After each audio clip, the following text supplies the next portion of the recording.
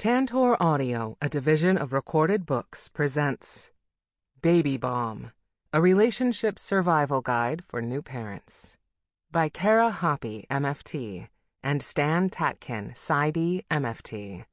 Foreword by Terry Reel. Narrated by Samantha Desz. Foreword. For couple therapists, it's an open secret. Children can eviscerate a relationship. Sex researcher Barry McCarthy is fond of torturing audiences by telling parents, "The research is clear. Sexual satisfaction plummets with the birth of the first child and springs back as soon as the youngest leaves for college." Until you've personally crossed that threshold and had your heart melted by that scrunched little face, only to wake at 2 a.m. to the sound of screaming and the prospect of falling out of bed and stumbling through the dark yet again, you just don't know. As blind urgency pushes you through the haze of sleep deprivation, suddenly mixed with a particularly robust hatred toward your resting partner, you poke them in the ribs and cry, "It's your turn. Get up. I mean it. It's your damn turn." There really is no way to fully prepare for a baby, no matter how many books you read.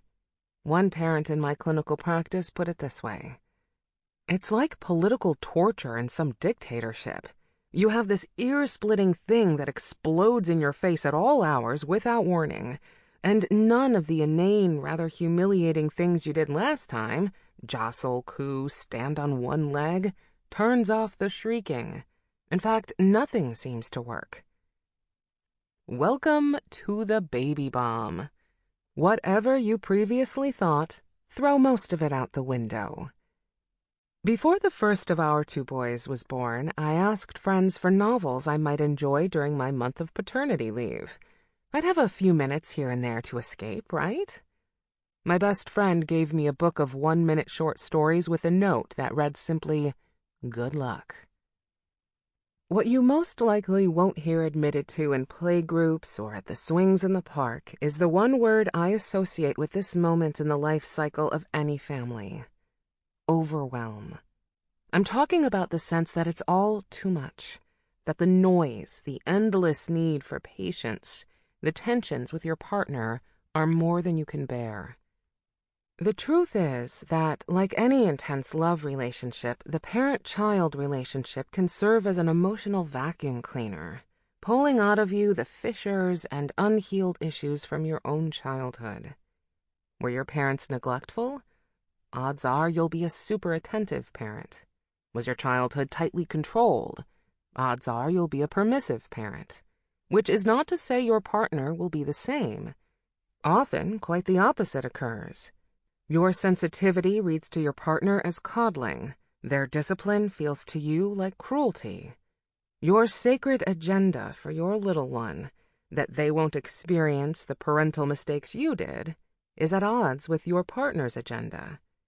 It can lead to what I call parental hell, when you witness your partner actively doing to your child some version of the terrible things you experienced at that age. The very things you swore your child would never be subjected to.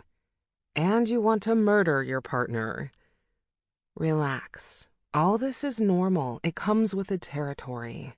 You can and will master this. You can and will even thrive, not just as a family, but also as a couple. But you have to know how. That's where Baby Bomb comes in. It will reach you in the most confused, harried parts of your soul, because it has the palliative for overwhelm. It's called wisdom. This book consists of 10 fundamental principles that represent a lifetime of work by Stan, a lifeline that has been brought to life by Kara. Learn how to operationalize these principles. Together, they make an invaluable guide to the heart-swelling, maddening, challenging domain of parenting. These principles are so well informed by neurobiology and so superior to the defaults you absorbed growing up and navigating our mainstream culture that doing them even imperfectly can transform your life. and you can start doing them imperfectly today. Just remember, you needn't face all this on your own. With this book, you're blessedly bombed. You and your partner will gain the insight and practical tools of a united bomb squad, ready to face any explosions or overwhelm life throws your family's way. Terry Real, LICSW, family therapist, speaker, and author of The New Rules of Marriage: What You Need to Know to Make Love Work. Introduction. When my son was a year old, I was interviewed by the host of a podcast who asked me what tarot cards I would use to describe my experience of motherhood. Without hesitation, I said, the Fool, Death, and the Tower. Even if you have never heard of tarot cards, you can probably gather from those words that my experience of motherhood has been profound. The Fool spoke to my open-hearted call to adventure and the naivete I felt about motherhood before becoming a mother. The Death card wove in the instant ending and beginning that came with my son's birth. And the Tower represented the crashing down and dismantling of all structures, which for me was my journey of early motherhood. Becoming a parent has been a tapestry of joy, grief, worry, love, confusion, fear, and more love. It has left me both awestruck and humbled. It has also been empowering, boring, lonely, connective, surprising, and infinitely more. In other words, the adventure has been a full-tilt boogie. The day my husband, Charlie, and I brought our son home, I was still full-on Fool card. I didn't know what to expect of parenthood or how it would change my partnership with Charlie, and nor did he. Eager as we were to embark on this journey, neither of us realized the extent to which both our individual identities and our marriage were about to be overhauled. It didn't take long for the Tower card experience to begin. The dismantling effect of parenthood touched nearly every part of our marriage, from sex to conflict and everything in between. When Jude was only a few days old, Charlie and I were sitting all cozy on our couch on a winter afternoon, as we'd done many times before, me on my side, Charlie on his. Only now, there was a third person, and his place was on me to nurse. Nursing didn't come easily for Jude and me. It was challenging to learn how to direct his lips to my breast so he could get a good latch. I had to listen for the sound of him swallowing and watch for his little jaw moving, signs that he was nourishing himself. If I didn't hear swallowing or see his jaw move, it was time to pull him off gently and retry for a better latch. Eventually, I came to think of breastfeeding as one latch at a time, and I did that until we became nursing pros. But on this winter day, pros we were not, and nursing was frustrating. Try as I might, I couldn't get a good latch. Finally, we managed it. I relaxed as I heard Jude swallowing and felt pride and joy. I could do this. As I glanced over at Charlie, blissed out as I was from oxytocin and my sense of accomplishment, I suddenly realized how thirsty nursing made me.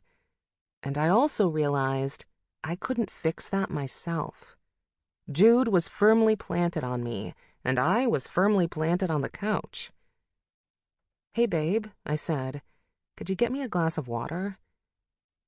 It was such a simple request, yet it hit me like a proverbial bomb.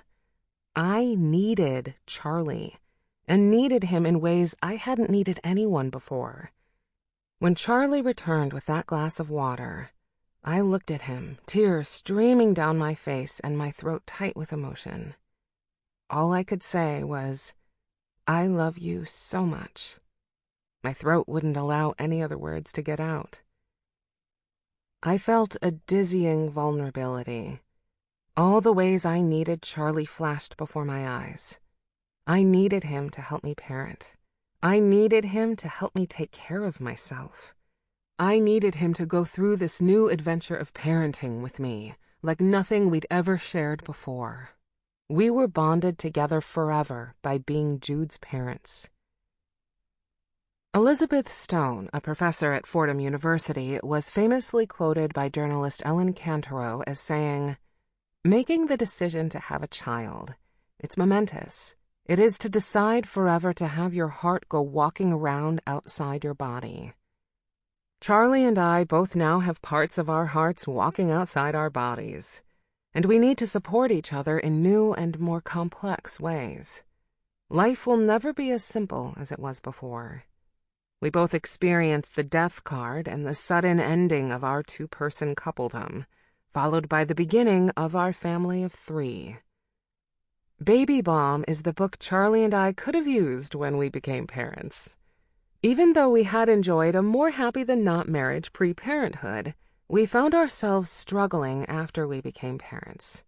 We were fortunate to be able to turn for guidance to the principles and practices I knew as a couple therapist. In particular, we leaned hard on the concept of a secure functioning relationship, which was developed by my mentor Stan Tatkin as part of his psychobiological method for working with couples. In a nutshell, a secure functioning relationship is one in which the partners are wholeheartedly committed to caring for themselves and each other as their top priority. As we know from research on attachment theory, that is, that the same strength of bonding that is important between a parent and child in the early years is also important between two adults in an intimate relationship. As well as from neuroscientific evidence, this kind of secure functioning is a couple's best bet for success. I'll talk more in the following chapters about what attachment theory and neuroscience have to offer as you welcome your baby bomb into your party of 2. Charlie and I had made a commitment to practice secure functioning on a day-to-day basis pre-Jude. We each advocated for our own needs and wants, and we took each other's needs and wants equally seriously. We respected our agreement to care for one another first and foremost. However, when we became parents, we found we had to double down on all that. It suddenly became more difficult to practice secure functioning.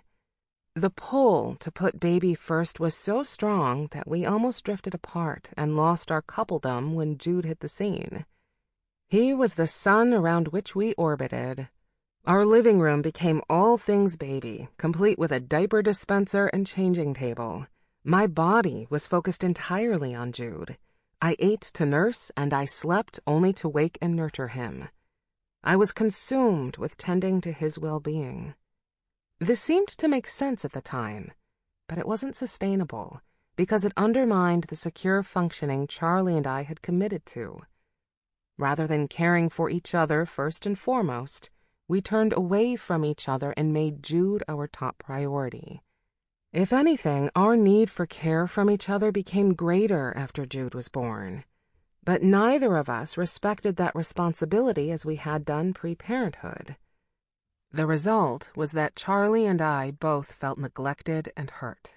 We were stuck in our own silos, isolated new parents bickering with each other as we tried to make it through another day. It took a lot of effort and hard work in the months that followed to protect our coupledom, so all 3 of us could win in the end. We looked for guidance from our mentor couples, friends, and fellow parents, as well as from a variety of books, and we slowly clawed our way back to each other as transformed and continually transforming, but still madly in love partners. Our marriage is deeper in terms of trust, love, respect, and intimacy now that we are parents. However, all that tenderness and wonderfulness didn't magically arrive with the baby. Charlie and I had to grow as a team and as lovers. New parents have always sought advice about parenting. It's one of the most challenging gigs in life, yet no formal preparation exists for the job. William Sears, co-author of the 1990s classic The Baby Book, says the most asked questions he hears from new parents include whether baby is getting enough breast milk, how to know if bonding is occurring, how to get baby to sleep through the night, and when it's okay to pick baby up. These are relevant concerns for any new parent. But what I find glaringly missing from most parenting advice is how to partner so you increase your chances of both successful parenting and successful partnering. In fact, Baby Bomb is based on the premise that successful partnering is not merely an important part of the equation. It is the first step for couples who want to be successful parents. This is not to say you can't be a great single parent, or that struggling with your partner dooms you to be a bad parent. You can, and it doesn't. However, coupledom is a significant part of most parents' lives, and unease or distress within that primary relationship can create a ripple effect of struggle that extends into all areas of your lives, including parenting. I have noticed that when Charlie and I are at odds with one another, it is more difficult to be a parent. For example, my patience can wear thin, and I can take average toddler misbehavior personally instead of seeing it as developmentally appropriate, something I'm less likely to do when Charlie and I are solid. Becoming a parent can be a wild and epic transformation. Think an entire tarot deck of experiences. So you and your partner want to be on as solid ground as possible. You both need all the support you can get for yourselves and each other. In this introduction, I first look at the impact a firstborn has on the couple's life. I then introduce the concept of secure functioning and the 10 guiding principles for effective partnering and parenting. I look at how you can use these principles to integrate becoming a parent into your partnership. Finally, I offer some suggestions for how to use this book. Your baby's impact. The moment when I was nursing and asked Charlie for water, and many other moments like it, showed me that bringing home a baby is a wonderful and profound experience that no one is 100% ready or prepared for. There are no test runs. There are no aunt or uncle experiences that equate. And once it happens, there is no going back. When you as a couple decide to have a baby, you are inviting what I've come to call a baby bomb into your lives. I don't use that phrase lightly. Yes, a bomb can have negative connotations. For example, it bombed, meaning it was a total fail. But it is increasingly used with positive connotations. It's the bomb, meaning it's the best. In essence, it refers to something earth-shattering, momentous, and with huge impact. And I like how it captures the multi-dimensional impact of a new baby. My heart was blown wide open as I fell more and more in love with Jude every day. At the same time, my life pre-Jude was blown to shreds, with the debris landing everywhere. With my life revolving around Jude, my relationships with friends and family were fragmented, leaving me with a weakened support team. My most basic needs were at the mercy of Jude. One day I asked Charlie to watch him so I could use the restroom. As I sat in there, I thought, I can't even take care of my need to pee without a freaking committee meeting. How did this happen? I missed my old life and felt grief for it. That grief was just as real as my undying love for Jude. Researchers have repeatedly found that marital satisfaction declines after a baby is born. This is especially true for mothers. One early study conducted in the 1950s by E. Lemasters found 83% of new parents were in what he termed a moderate to severe crisis.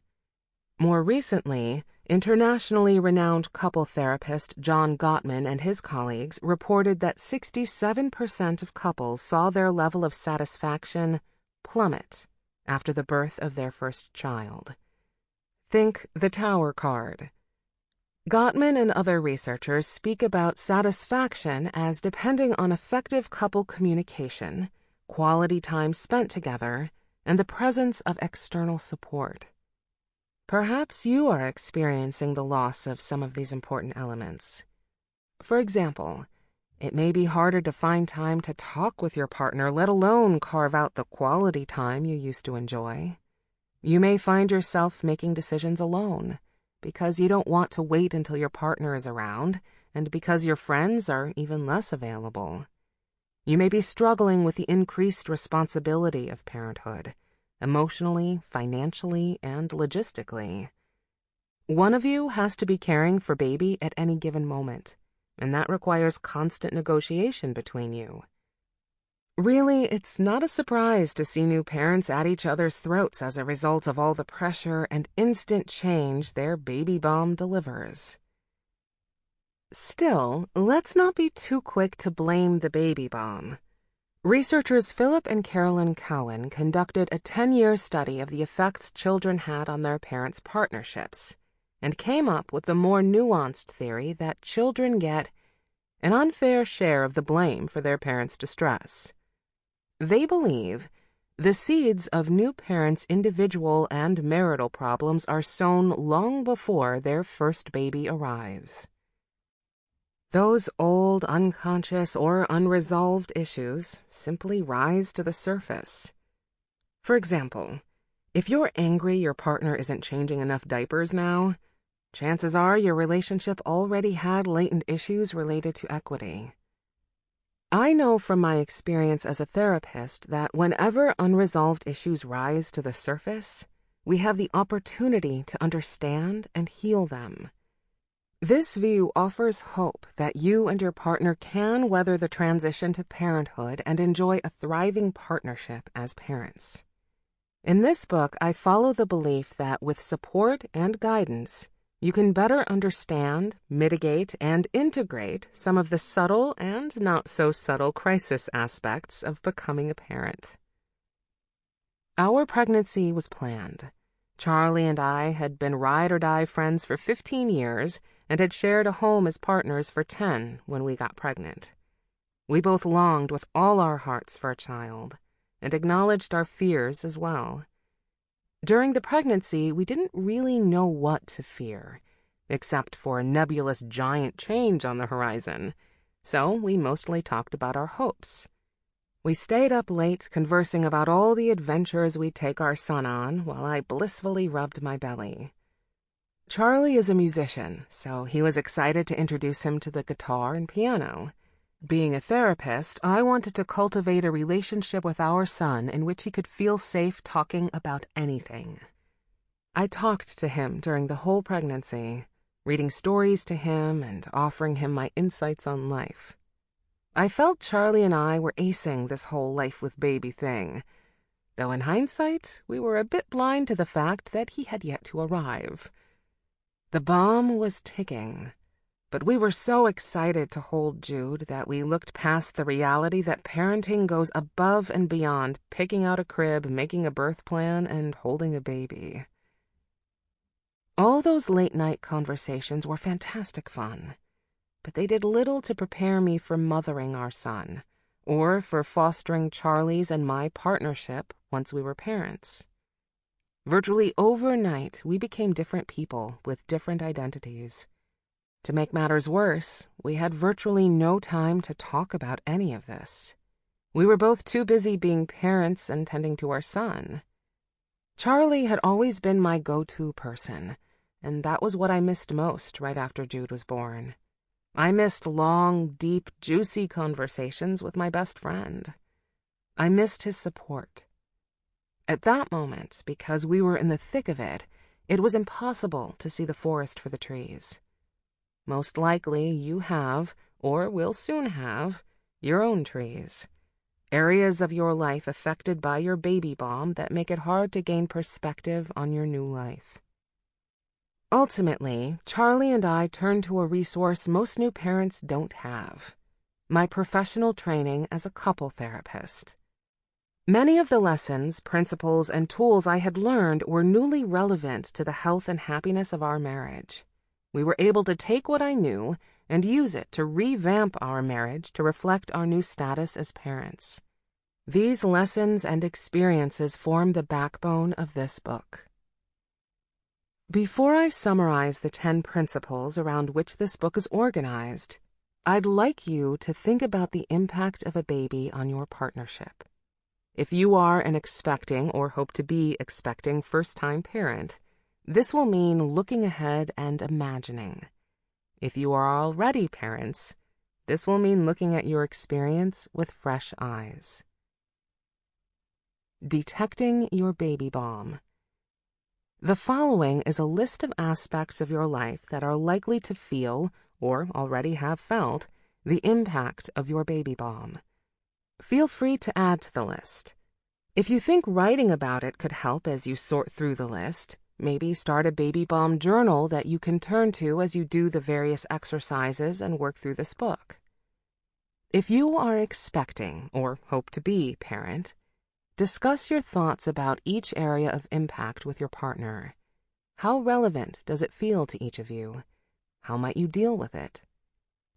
If you are already parents, I suggest going through the list with your partner and rating each area on a scale of 1 to 10, where 1 equals little impact and 10 equals strong impact.